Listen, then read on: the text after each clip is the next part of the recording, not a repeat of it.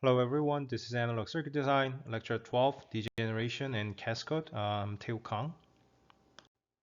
I would like to my advisor, Michael Flynn from University of Michigan, and also I'd like to thank Seung-Jong Lee, who is a good friend of mine. And here's the class status. First part, source degeneration. We're going to discuss about the purpose of degeneration and then how it works. The circuit shows a CS source, common source amplifier with source generation. So basically this RS, this is a degeneration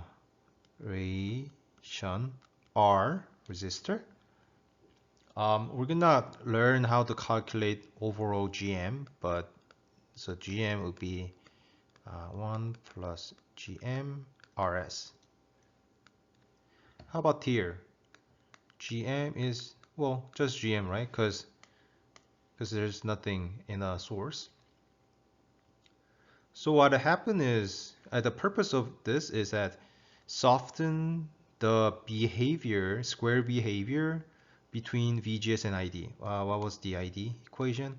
ID was 1 over 2 mu n COX W over L VGS minus VTH square, right? Well, if you consider channel length modulation, it looks like this. So the point is that if we increase VGS, the current's kind of increasing too much. That's the point. We learn that, for example, if this is VGS and if this is ID, it looks like this. But the point is, oh, the current increases too fast. I know when we consider about small signal model, we just focus on certain DC point and then our input signal is moving like kind of slow, small. So we're approximate our circuit with this slope, right? That's our kind of target. But because the current changes too much, if our input, which is VGS, increases a little bit, like let's say our input is kind of large, not small signal, then this slope is not like it's cannot represent our square current equation. I mean waveform. I mean current graph, which means if you put too large VGS, they're like too much variation and slope. So that, assuming that we don't like it, because it means that depends on the VGS, the gain is changing because GM is changing, right? Because of this slope. That means the output will be not linear because the gain is not a constant. So the degeneration is kind of helping our linearity. So that's what it says, soften VGS and ID square behavior. They try to make it more like a straight line. And this is also related to the same thing, CS gain dependency on GM. We would like to kind of weaken that impact of GM. So for example here, if GM changes, GM is also in numerator and also in denominator. So GM changes, both of them are changing, so they're kind of variation is canceled out, kind of canceled out. And let's see why is that happening. Assuming if we increase V in, so assuming if we increase V in, what happened to ID? ID will increase, right? Because V in is increased. And then what happened to this voltage, VS? VS will increase. So what happened here is that if V in increases, then ID increases, then VS increases, then it turns out VGS is decreasing. So you see this is kind of canceling V in impact. So again, it means that if V in changes, the voltage of this VS is operating in a, I mean, move to the opposite way. So it try to keep the VGS kind of constant. Okay, so we can say sum of input input, which is V in, goes to VG, and sum of sum of input goes to, goes across RS, which means VS, similar. So does it make sense? So it's like sum of V in, some portion of V in, try to increase V in, but because of increase of V in, VS also increases because of this RS. So the VGS is kind of canceled out. But here is different, right? If you change V in, it just goes all the way to VGS. So here, all the V in change goes to VGS. So again, because of this current equation, all of the input goes to VGS, current increasing in square way. So degeneration causes, first, reduce gain, because what was our GM? GM was GM1 plus GM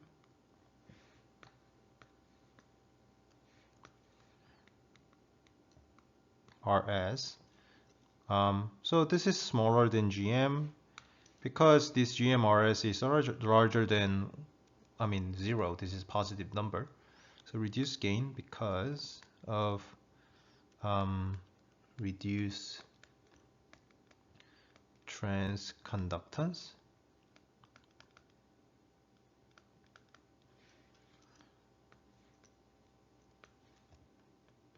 But it improves linearity. As I said, if we increase V in, ID increases and VS increases, so it becomes VGS, kind of decreasing, kind of a limiting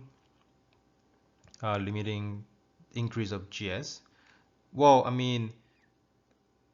overall VGS is of course increases. Overall, but I'm saying because of this VS, it's kind of mitigating increase. So it's like mitigate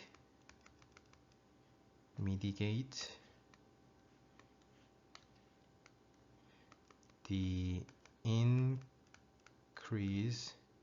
in VGS. Also, for example, assuming that if RS, let's say RS is larger than 1 over GM, then GM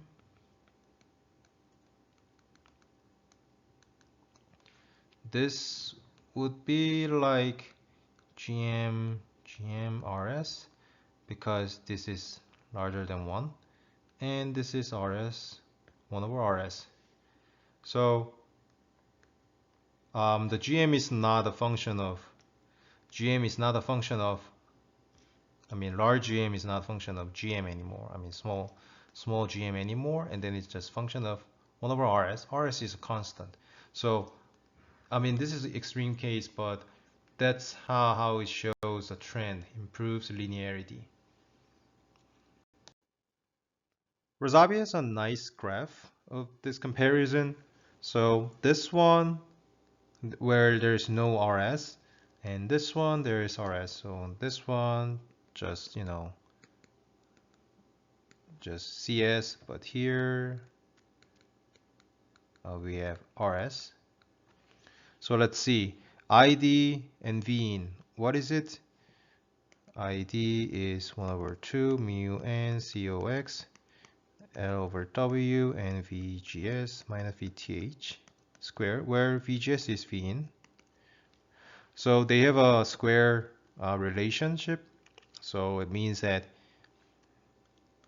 if it has a like large variation on slope, well, this graph is kind of linear, but it's actually like this. Well, anyway, so these are like square function. So we have a kind of large variation in slope, and that gives us a bad linearity. And then GM is increasing because GM, we can represent GM as GM is mu NCOX LW VGS minus VTH. So you see that GM is a linear function of VGS, so that's why it increases. But how about here with RS? Current is kind of linear because GM was GM. I mean, large GM is this. And then if GM RS is larger than 1, then it becomes RS, or 1 over RS. So that's why we kind of see a linear relationship here. And then also GM is limited by this RS.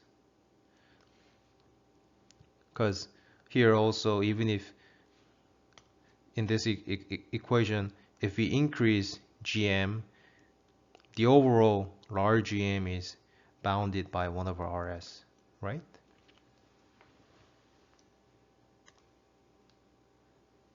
So again, the degeneration of RS is limiting the change of ID. It was square relationship with V in, but with RS, degeneration resistor, it's kind of limiting its behavior as a linear 1 over RS, kind of. And then also, the overall transconductance is limited by 1 over RS, not like in this case, GM is just increasing a lot. So maybe why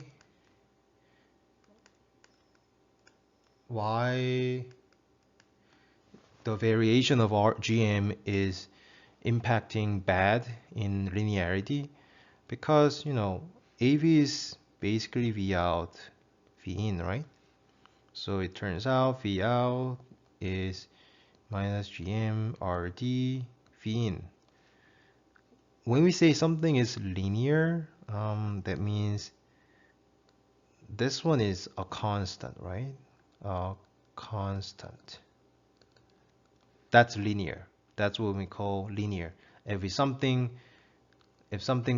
input becomes double, then output should be also double. That's what we call linear. So that's why if GM changes a lot like this, depends on V in, it's not constant, so V out is not a linear function of V in.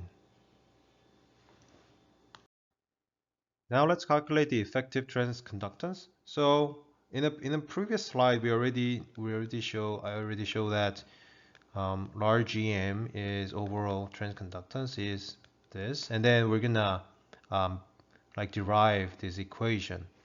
So what GM means? GM means ID over V in. So it's including all of this part, okay? And then we assume this M1 is in saturation. And we knew that, right? ID is function of VGS. So GM is delta ID delta V in. Again, this is not VGS, okay? Because, you know, GM is ID over VGS, but we're looking at over V in. So be aware of that. So this would be ID is what? We decided to represent it like this. because ID is basically a function of VGS.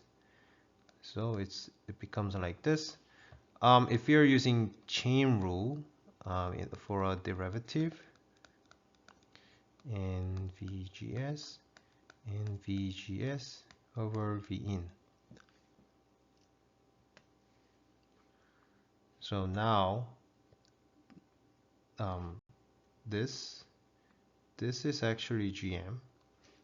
So it becomes GM becomes GM in VGS over Vin, right? So we got this equation from our previous slide, and the next step would be VGS is basically Vin minus IDRS, right? Because here this Vs is ID times Rs. And then again, we're looking at large signal.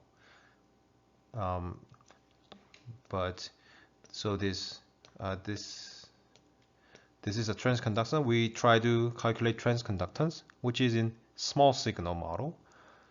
But we start from our large signal, and then what we do is do a derivation of that. So I'm saying is we're focusing on large signal now because the way how we are getting GM is derivative of ID over V in, right?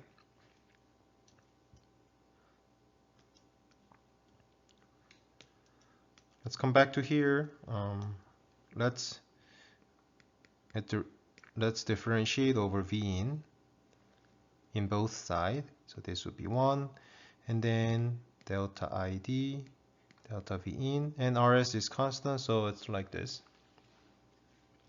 So we're going to substitute this to here, okay? We're going to substitute here. So now we got this, right? But this is our target, right? So what we can do here is that, so GM is GM, small gm minus, so this is large GM, right? And RS. So if you do some math, what is it? GM 1 plus GM RS is GM, right? Because this will go here, and then we have GM, I mean small GM. So finally, from here, large GM effective transconductance, I mean overall transconductance, which is ID V in is GM 1 plus GM RS. Again, we ignore channel length modulation and GMB2. Let's calculate the gain of CSV source degeneration resistor. As we learned that the gain can be represented as my effective transconductance times R out. So our gain would be, so we already calculate our GM, effective GM, and R out would be RD. So in here we ignore RO and GMB. And this part, as we said, the effective GM will be a weak function of small GM because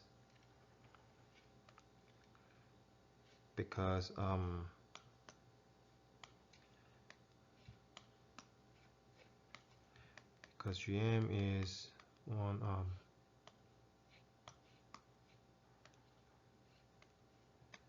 small GM plus 1 plus GM RS, and if you increase RS,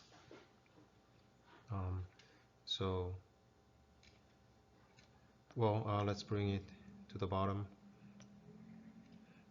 So GM, effective GM was GM, small GM plus 1 plus GM RS, and if RS is large, becomes larger, then GM will be small gm plus gm RS, and this will be 1 over RS. In this case, the gain will be like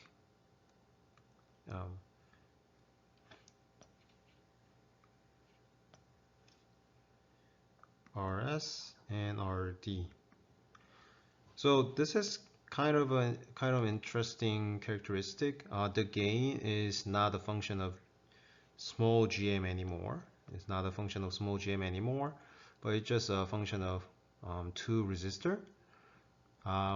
Actually, in like discrete level, this can be useful because we can define our gain quite accurately by using the ratio between two resistors.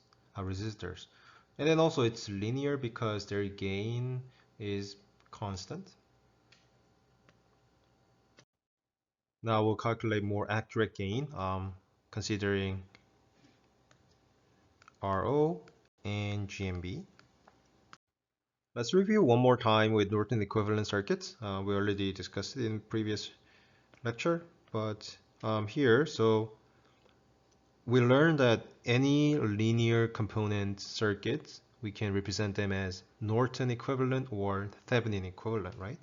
So Norton equivalent would be here, I out and R out, and this would be V out, right? This would be V out.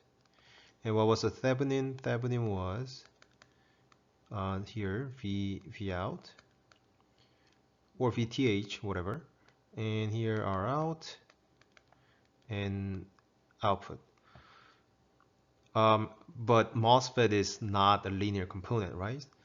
But we can still represent our MOSFET related circuit to these two, Norton or Thevenin, because what we're doing is we set the DC operating points of MOSFET, and then we do a linear approximation, right? So that's why we can represent our circuit either Norton or Thevenin. And this is simple.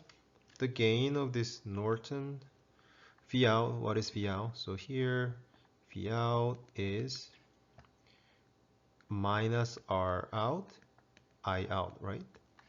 Because this I out, this I out will flow, whole I out will flow this R out because the V out is open. And then if we represent like if I out is GM, so that's why we call it as effective transconductance. And if we substitute it here, V out is minus GM R out V in, and the gain, the voltage gain would be V in over V out, and this is minus GM over transconductance times R out, right? So this is how we represented the Norton equivalence. And then to calculate GM, what we can do is here just short V out, then measure current, right? Because this IR will flow here because this is the lower resistance path. And then similarly, to get R out, what we do is we short, in this case, short V in. And if we short it, because I out was GM V in, so this is our kind of starting point assumption. And if we short V in, then this will be 0. So I out will be 0. That's why out will be 0. It is opened. And then if you just measure R out, that will be just R in. So it will be like this. Plus minus Vx and Ix, and then R out will be Vx Ix. So by using this, we can calculate our overall gain minus GM times R out. In our previous analysis, we ignored something, right? What we ignored was we ignored RO, which is channel length modulation, and GMB. But this is not accurate, of course. We made a too much approximation. First, effective transconductance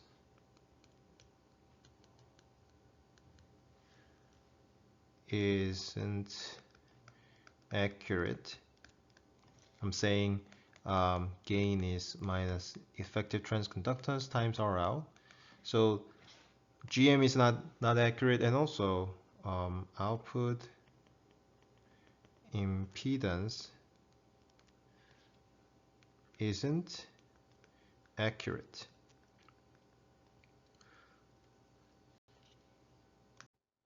Let's calculate the accurate effective GM first by using Norton equivalent.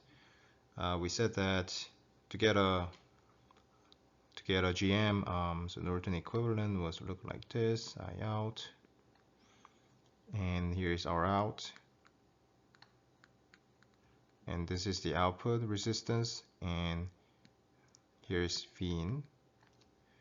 So if we short, as I say, if we short this, then this I out fully flow to this one, and we can calculate the GM because I out is GM V in. So we make a AC ground at the output here. I out is the sum of these three currents, GM V1, and so here's 0, and then here's Vx, so it will be minus Vx RO and plus GMB VBS. But here, what is VBS? So VBS is bulk minus Vs. This is 0, and then Vs is Vx, so it's minus Vx. So this would be GM V1 minus RO Vx and minus GMB Vx. And here Vx is actually, so here goes I out, right? So Vx is Rs I out. And what is V in? V1. So V in minus V1 minus Vx is 0. So V in is, no, we need V1. So V1 is V in minus Vx, which is V in minus I out Rs. I out Rs. So we're going to just substitute it here. So it will be I out is GM V in minus I out Rs plus GMB and minus I out Rs and minus RO I out Rs. If we do some math, so GM would be I out over V in.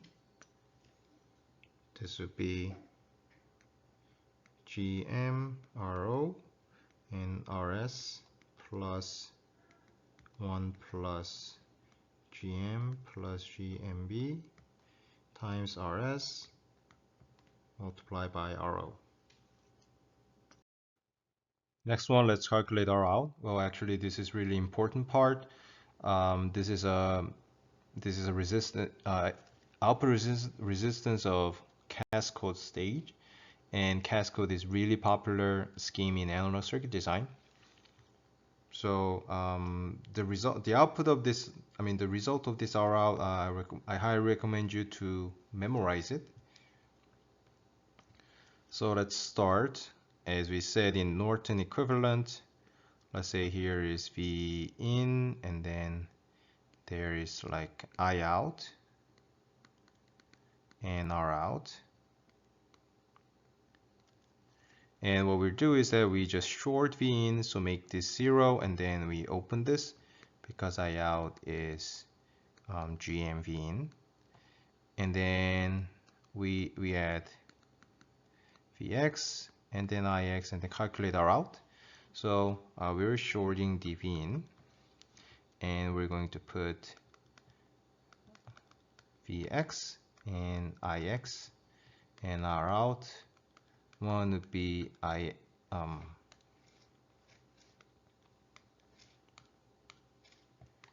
Vx over Ix.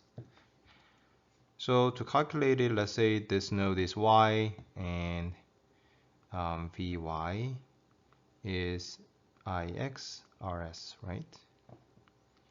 And what is V in? V1. V1 is minus Vy. So V1 is minus Ix Rs. And also, how about VBS? VBS is minus Vs, which is minus Vy. It's also Ix Rs. So if we calculate this, we're going to use KVL. So it's Vx is, well, actually let's just use KVL. Vx minus Ix minus GM V1 minus GMB VBS times RO.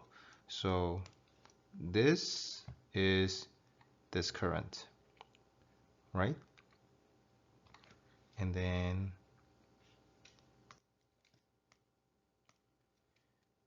the other thing is minus Vy is 0. Okay, so this will be Vx is just Vx.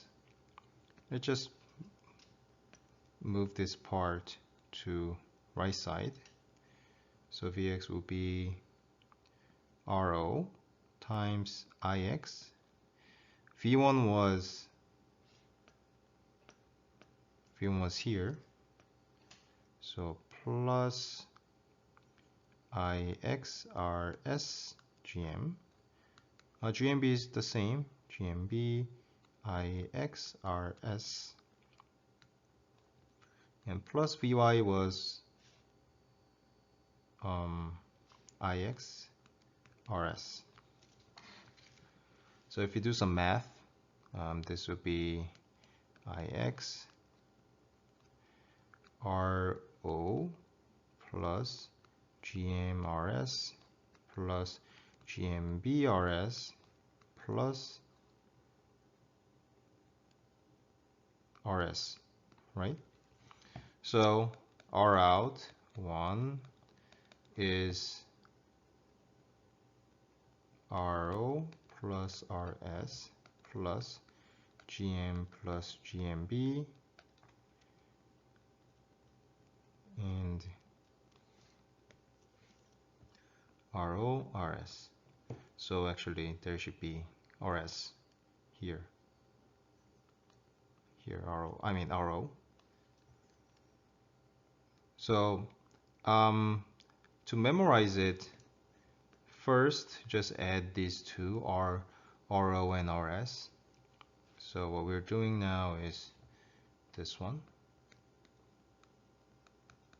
RS and M1, and we want to see this R out one. So, and there is RO, right?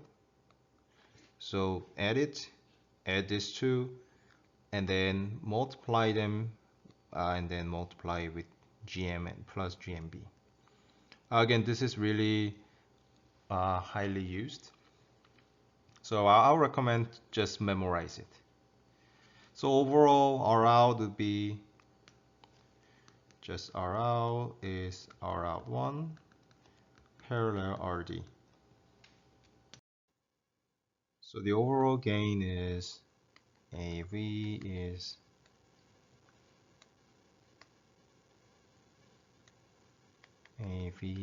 minus GM times R out, and we calculate this as GM. And this one looks complicated, but basically what it does is just R out is R out 1 parallel RD, and then R out 1 is this one, right?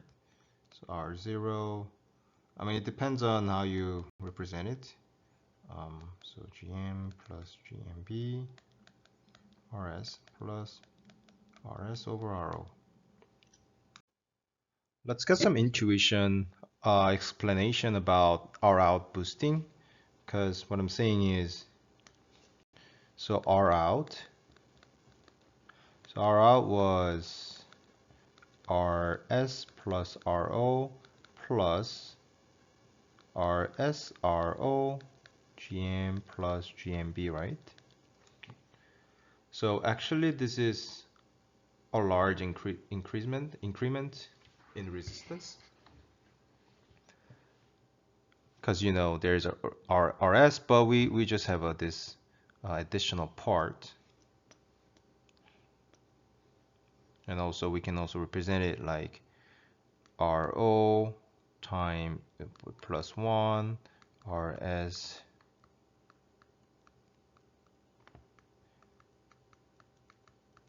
so it's like amplifying RO. So for example, if you only have this, then this would be RO, right? But it actually amplify the resistance by this factor. So the Razabi also has a good intuition explanation, but here I will explain it more simpler. So first, we need to understand what large R out means. So what large R out means is actually, so let's see here, there's some R out, okay? And then assuming that we increase the voltage here, V out a bit, well, just say X, and here Vx, and then assuming that we increase Vx by this, large R out means even if we increase Vx, just I out Ix, delta Ix is small. That's what R out, that's what large R out means. Again, large R out means even if we increase the voltage or change the voltage, we can decrease the voltage, whatever. If you apply a voltage change, but what we see in current change is really small. That's what large R out means. So let's see this circuit. First of all, RO.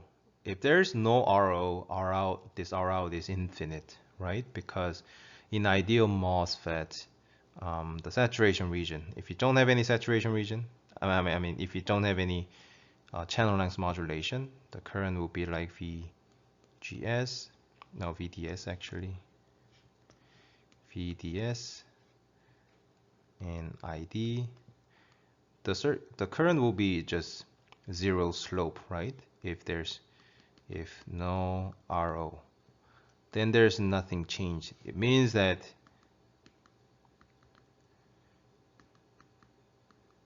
even if we change the voltage here, ID is not changing, which means R out is infinite. But we do have our RO. We're not ignoring RO. So let's say we have RO, but how this RS increased our R out, effective R out? It's because if we increase V out, let's say if we increase V out, then ID increases, right? But this voltage will increase too.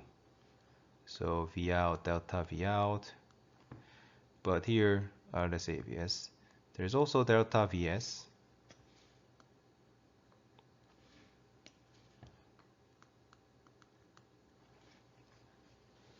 So if we don't have RS, we're not gonna have this delta Vs, which means we will have more VDS change, so current will increase.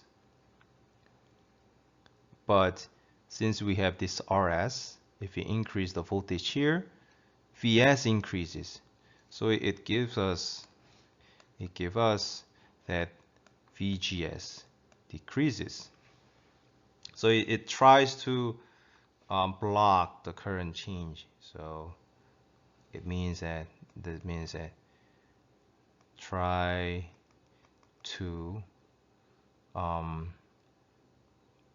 to mitigate current change. That's why this RS will mitigate the current change. So which means they try not to change IX, the current here. So they try to block it, try to hinder it. So that's why if we have this RS, this whole circuit has less variation in current over this V out change. Well, long story short, because of this RS, if we increase V out here, the current will increase, but that increase of current will also increase this Vs here, and then this increase in Vs will eventually decrease VGS. So it try to just block the current change. But here one thing may be confusing. Anyway, current will increase. Current will go to increase direction even if this is increasing, because it's a black box. If you just see this as a black box, and then here this is linear. Well, it doesn't have to be linear. Any just like circuit. If we increase voltage here, then current will increase.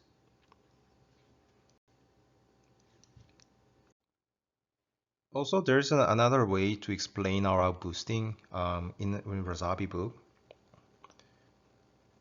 So, assuming that we have this circuit, what we try to do is that we want to calculate the R out. So, R out is delta I, delta V. But what we can think about is just split this node, okay? Split this node and then make it like this. So these are basically the same circuits, equivalent, because these two nodes have a same voltage change, right? And then so this NMOS doesn't have any channel length modulation, right? Because we removed RO.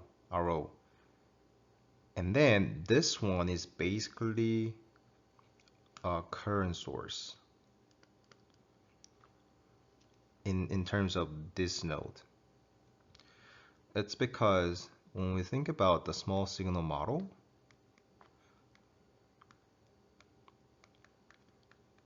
let's just ignore body effect. So this is drain and source, gate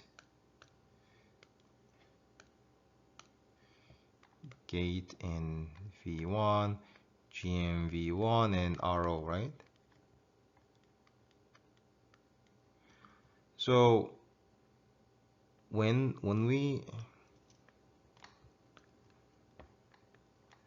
what it says is we try to put a voltage change here at drain.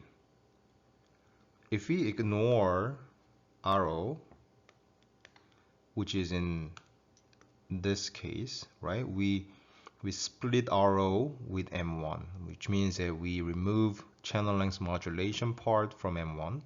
If we remove it, no matter how much voltage change we did here, the current will not change because the current is only decided by this V1, by VGS. So even if you change the voltage at drain, the current will not change, which means this is just an open node. Okay, so we'll just ignore this part, and if we move on to this circuit again, now the voltage here is going this way, and then there's a resistor, resistive divided, because what's the impedance when we look here, like RM1. This RM1 is defined as this, right? So this NMOS, which operates as current source at point of drain, but its impedance is still there when we look into this source point of view. So it changes here as a resistor. So now this is simple, right? We just apply voltage and then just resistive divide. So that's here. Delta VRS is delta V and resistive dividing.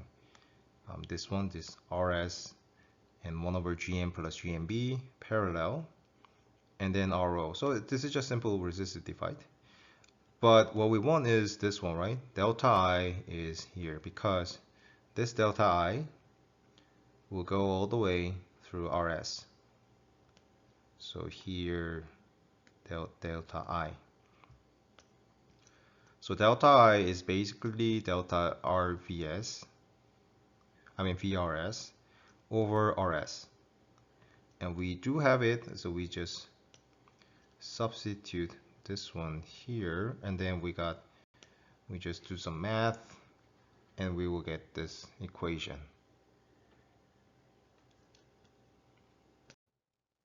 Next, we're going to talk about cascode. This is very important. Why do we need cascode? We can start it from maybe this simple configuration.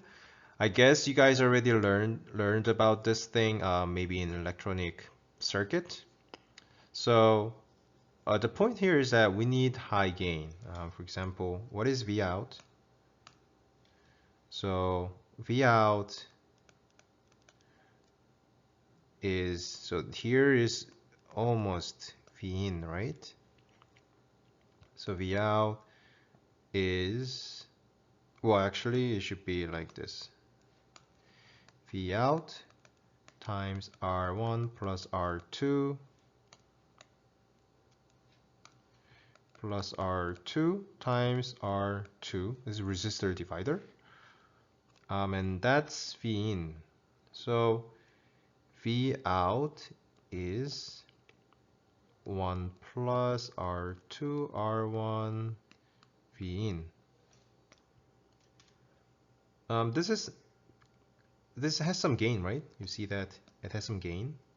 And this gain, is it a function of some GM or RO kind of non-linear component? No. What we want is just 1 plus the ratio between resistor.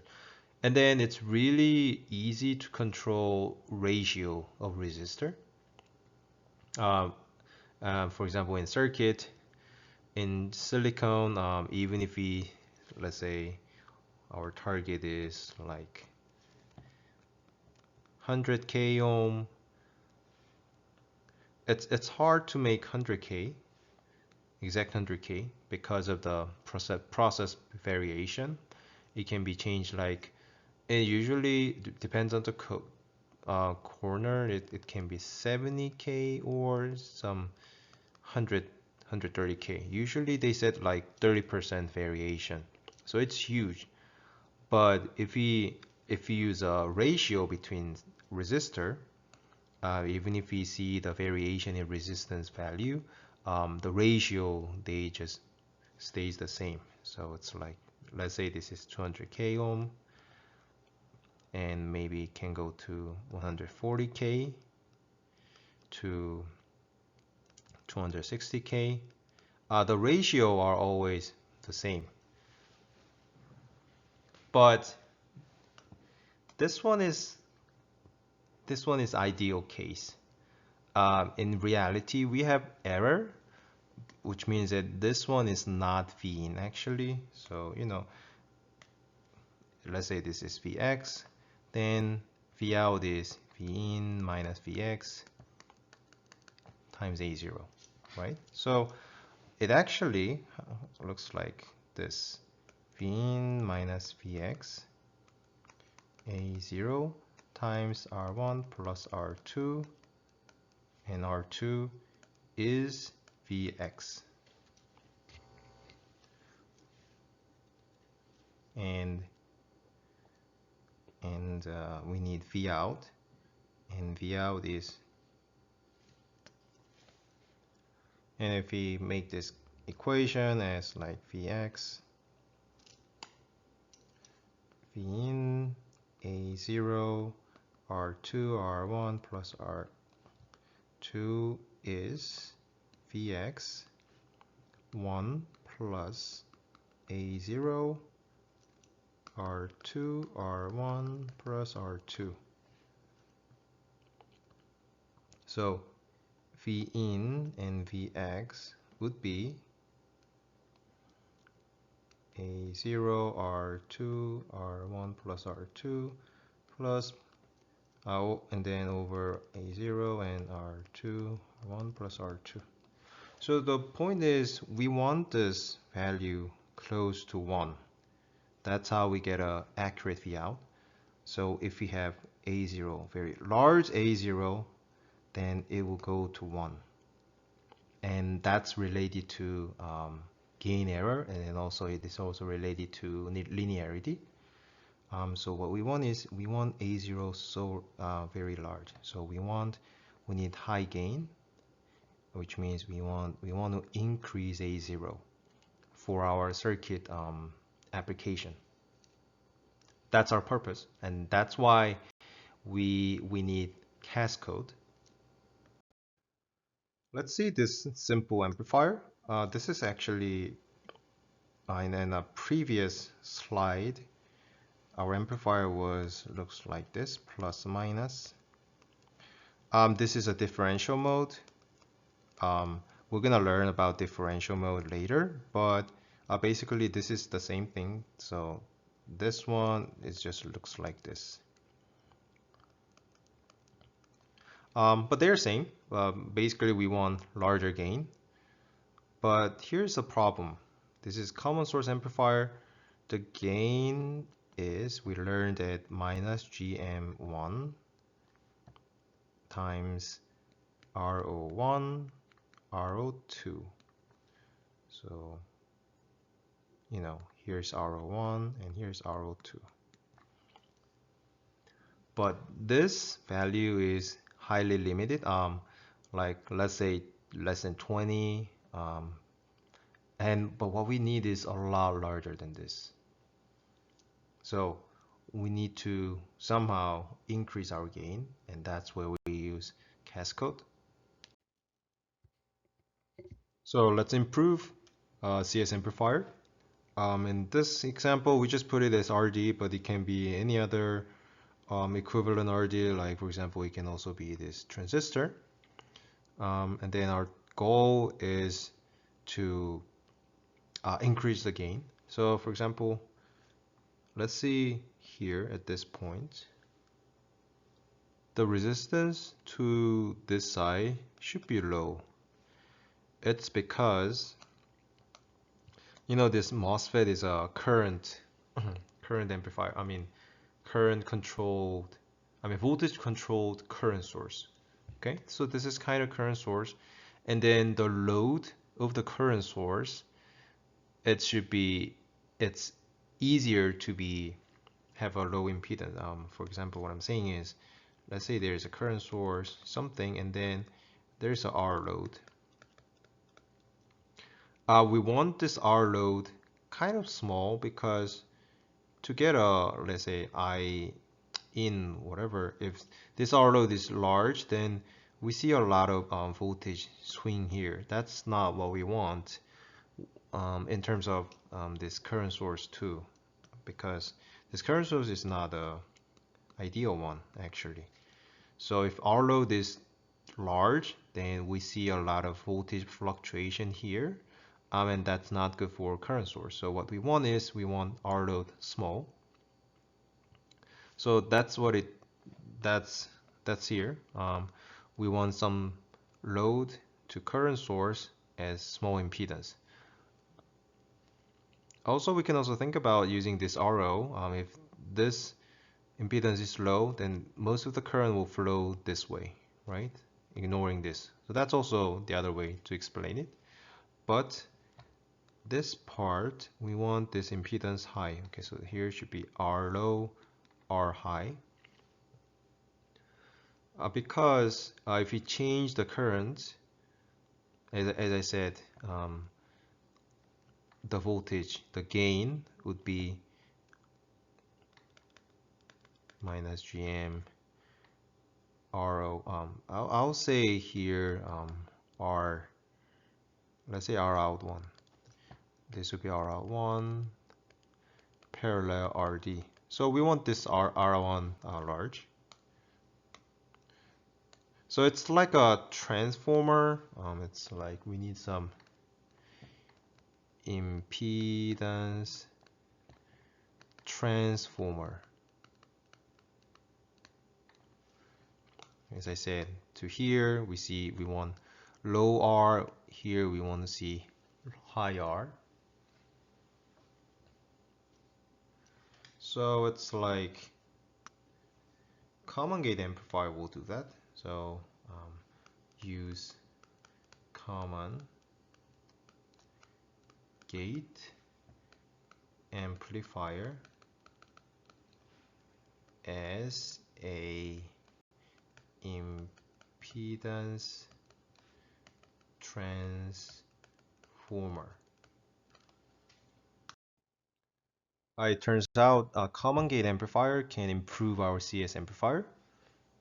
So here, this is our common gate amplifier, and input is here, and R in, and then here's a advantage of common gate. Low R in here, R in would be GM plus GMB, and high R out we already calculated in our source degeneration. So it's like this. So in our previous chapter, this was RS, and then this was M1, and then we calculate this R out. But here the same. We have M2 here and M1 here, and then the impedance here is just RO1. So we're just substitute RS with RO. It turns out RO1 plus RO2. As I said, please memorize this equation, and then RO1, RO2 times GM plus GMB. And this is because, for example,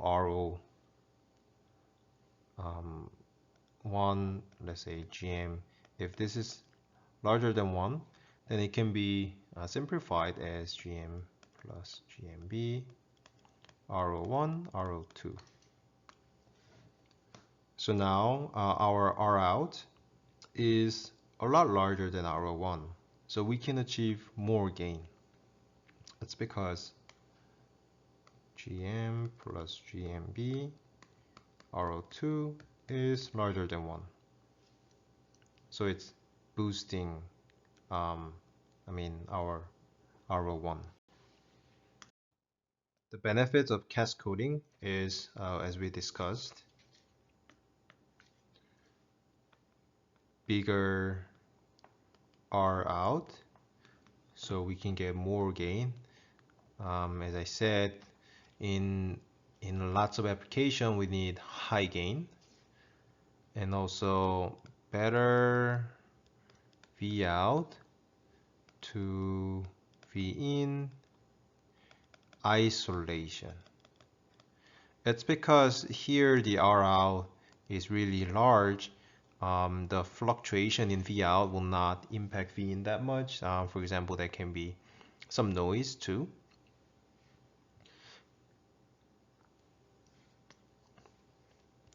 And the next thing will be a little different one. Support V out is larger than VDD. So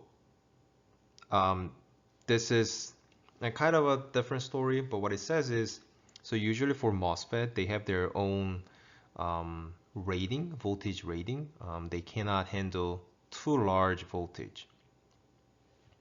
So for example here, just assume that this is 2 volt, but our let's say it's not 2 volt, let's say like 1.5 volt. But our MOSFET, their rating is, let's say, 1 volt. What happened here is that these two MOSFET divide this 1.5 volt.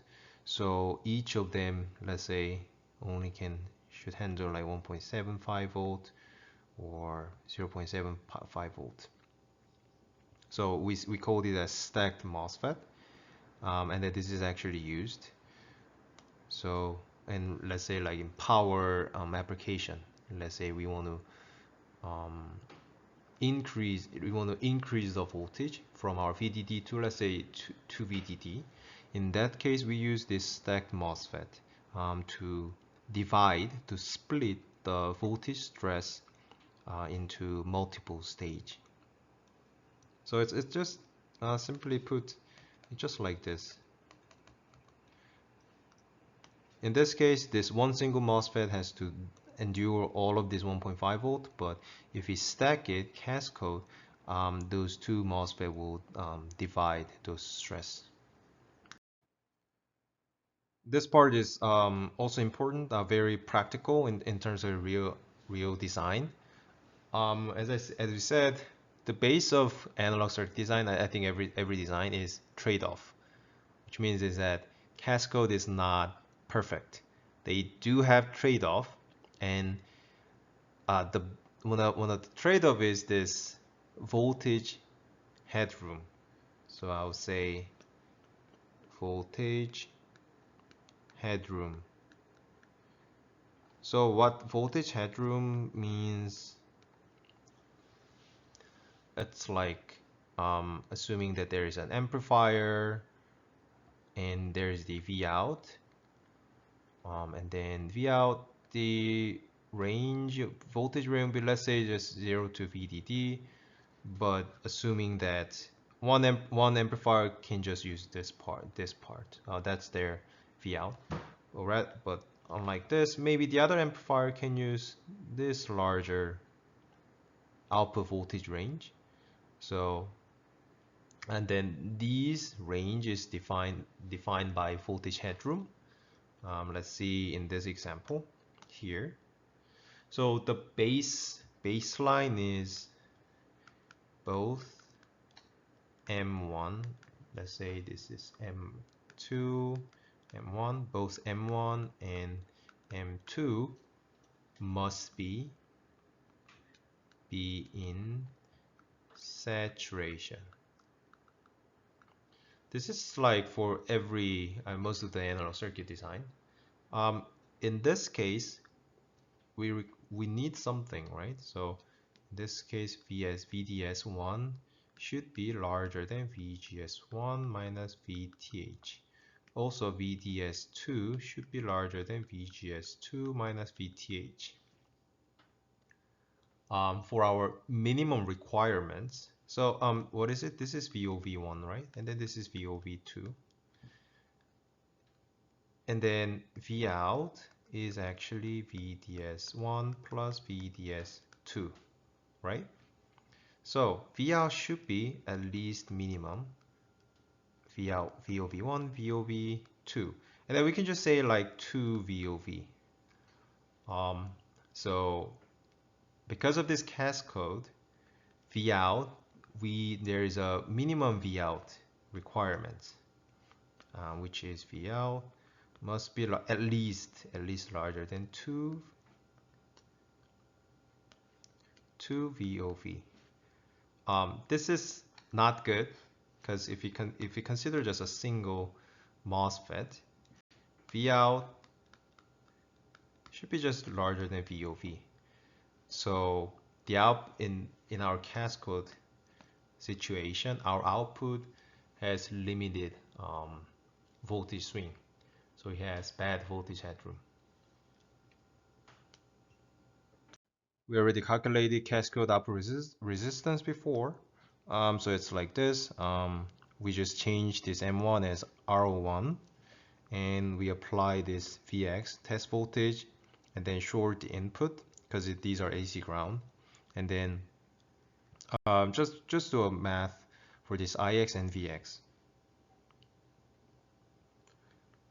So it was just like V1 was VGS2, which is VG2 minus VS2. This is IXRO1, and VBS2 was, so VB is 0, so minus VS2. This is also minus IXRO1. And then we have to make a current through R0. We already did it. So it's like we want to see this current there, which is Ix minus GM2 V1 plus GMB2 VBS2, and this will be Ix plus GM2 GMB2 times Ix RO1. So this is the current through RO2. So now we're just going to use KVL here. So Vx, which is here, KVL is the voltage of drop across here, which is this current times RO2 plus, because here Ix, plus this RO1 Ix. So this is KVL. And then if you calculate R out, it returns this value. If we bring out R out again, so R out was GM2 plus GMB2 RO2 RO1. So it's like, and here is RO1. We can say the cascode increases the output resistance, I mean boosting the output resistance RO by this.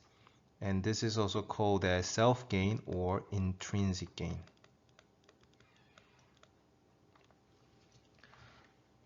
By the way, the word cascode is from, so I searched from Wikipedia, and then they say it's cascade plus pentode. So cascode.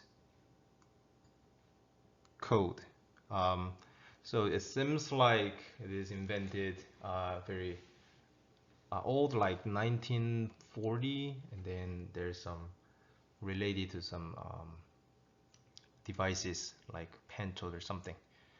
So the name is cascode. We can also stack more MOSFET, so like triple cascode. So it's simple to calculate the overall impedance. So assuming that we have, let's say we have 2 M1 M2, and R out was GM2 plus GMB RO2 RO1, right? But if you have 3 of them, we can also just group this part as previous one, like let's say here RO1, then R out would be boosting RO1, right, by GM3 GMB3 RO3 times well, again, R out would be boosting GM3 plus GMB3 times RO3 multiplied by RO1. So it seems good, but actually it's not practical. It's not practical, as I said, because of the headroom problem. In two-stage cascode, we just said that for two stacking, two stack V out should be larger than 2 VOV at least. But for 3, V out should be larger than 3 VOV. And this is not practical because VDD is like 1 volt. We don't have room for that. And then for your information, BJT stacking, they don't even increase R out if we stacking more. Now let's apply our cascode to our CS amplifier. First, let's start with ideal current source as the P upper part. In this case, gain is minus GM1 because here this is just GM because source is at ground times R out, right? Times R out. But in this case, R out would be just this one because here R out is infinity. And we can just use a little bit simplified version, GMB. So it's like intrinsic gain times RO1.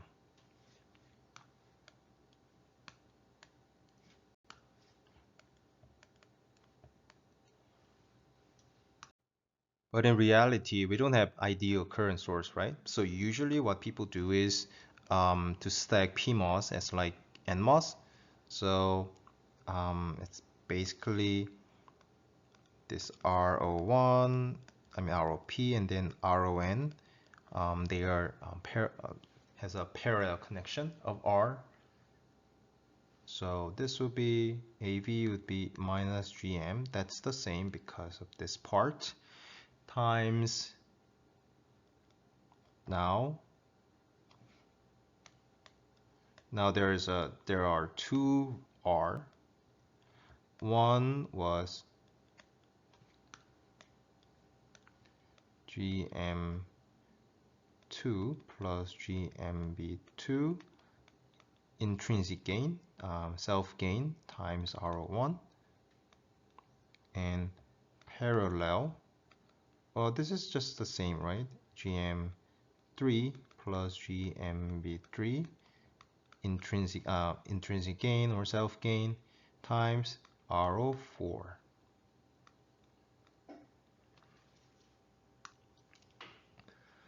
One important part is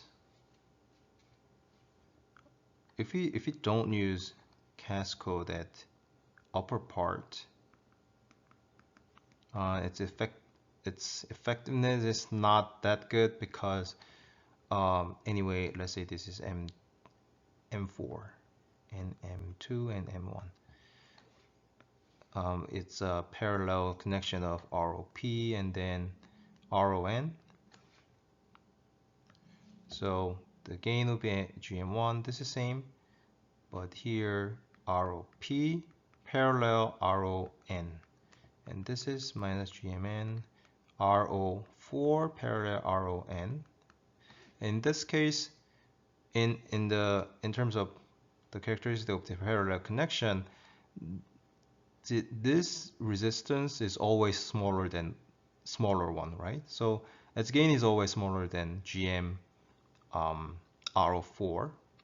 So we are not taking that much advantage of RO1, RON, this cascading case. So what I'm saying is, if you want to increase R at NMOS side, we also have to increase PMOS side to fully utilize our cascode gain boosting. Cascode has a shielding property. This is nothing new actually.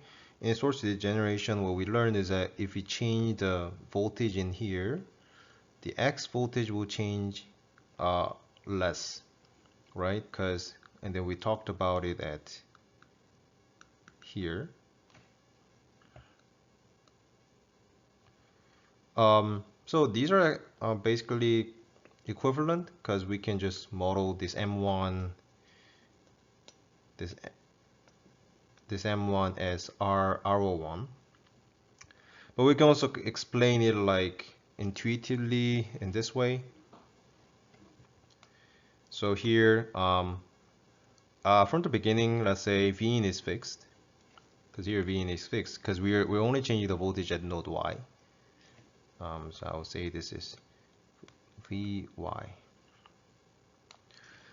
So Vin is fixed, sets up the current on M1. So this M1 tries to operate as a current source. Well, this means actually large RO. And M1 and M2 share the same current. And VB1 is fixed right here. So M2 holds the voltage at X. The point here is that this M1 sets up the current, and M1 has like weaker control on Vx. What decides the voltage on Vx is M2. And then next, increase Vy tries to increase the current. It's a nature of circuit. If we increase something, and let's say this as a black box, if we increase the voltage at some point, then current will increase. So the Vx tries to increase due to the channel length modulation. Because if we increase the current, increase the voltage here at Y, it's for sure that the current here will increase. That's for sure. So to do that, we have to increase X, right? Because of the because VGS is fixed. The only way we can increase the current of this M1 is using the channel length modulation here. However, so let's say the Vx tries to increase, but if we increase Vx, it means that VGS2 changes. So VGS2 changes. However, the current dependency on VGS is a much stronger function than channel length modulation. So M2 won't allow to increase Vx much because if this voltage increases to, so it's like this. For example, let's say our target is like this. We want to, let's say target delta I, let's say like 1 microamp. To achieve this, there's first one, change, increase Vx, increase delta Vx. We need a lot of increase in Vx. However, if you want to change just, okay, let's just say it here, VDS. However, we want to change that by using VGS. We don't need that much. We just need like small voltage. So it's like option 1 and option 2. So you see that increasing VGS, just small amount of increase in VGS will make more current change. So to make 1 microamp, let's say we need this amount of VGS change, we need a lot more voltage change in VDS. So that's same here. Even if this voltage X try to increase the current in M1, but the increase of this X will change VGS. The M1 will not allow the huge change in Vx because it tries to keep the current same. But shielding only works in M2 and M1 in saturation. So it makes sense, right? Because the assumption was that M2 tries to keep the current. So that means M2 should operate as a current source, which means in saturation region. And also the shielding helps the isolated load at X from node Y. So it's like if there is something fluctuation here, this MOSFET kind of block the change. So just say, and then there's the other thing about Miller effect. So it's good for Miller cap to mitigate. We will learn about that later, but basically what happened here is that, so let's say here V in, and here's the out, okay?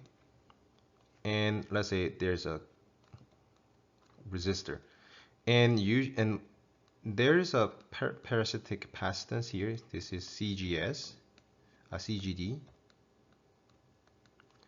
and then you see that if V in changes like this, V out changes a lot because of the large gain. So it effectively increased this value a lot. It's basically like a gain. So it's like the effective CGD, will become like this one. So, and this is bad in terms of V in driving because it requires more power to drive this node. So to prevent this, we put a like this kind of protecting node here. Maybe it's not clear at this moment, but it's okay. Just saying is that just mitigate the change in the X, the node X, is helpful sometimes. Next is folded cascode. The cascode is when drain meets the source. When drain is connected to other MOSFET source, then that's cascode. We can also do this like a little differently. So in this case, let's say this I bias is 10 microamps, and we set it the current here as 30 microamps. Then we expect the current here 20 microamps, right? So the point of this different this structure is that we can divide our current into separate path. This will be important in our later cascode amplifier like learning. With this thing, so let's say we said that if this is, well, if this is like 10 microamps, and if here's 30 microamps, then this path will be 20 microamps, right? We did some change here.